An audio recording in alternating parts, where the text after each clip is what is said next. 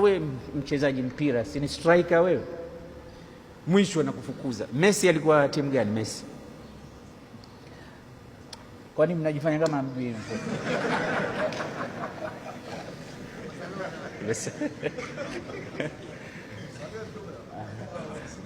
Lakini nafika pahali wale wanaanza kumzomea saa ingine hata.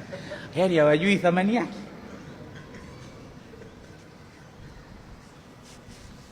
Kuna kitu kinatokea katika maisha yetu. Sasa usipojizuia, we utakuwa mgomvi wa kila mtu.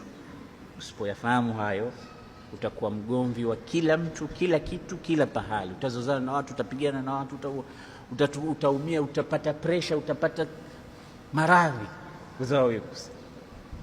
Sasa mke huyu, wewe ulisema huyu mzuri kweli kweli, mke mzuri. Baada ya muda sema wallahi, mimi nilikuwa sioni, nimekuchagua wewe kweli, mimi siamini kama mimi ndio nilokuja kukutolea mahari yote yale, una thamani hata ya kuku.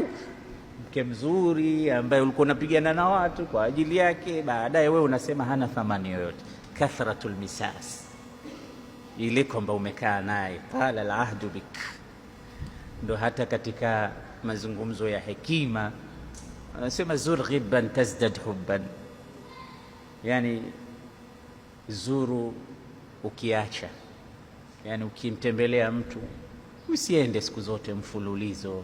Kila siku wewe unakuja, kila siku unaenda, kila siku, siku nyingine potea ili ya kumisi, alafu siku nyingine nenda tena, kwa sababu ile kukariri kila wakati atachoka hiyo. Kwa hiyo una kwenu wewe, uliambiwa na nani mimi natakuwa mkiwa? Mpe space, mpe nafasi, vitu kama hivyo.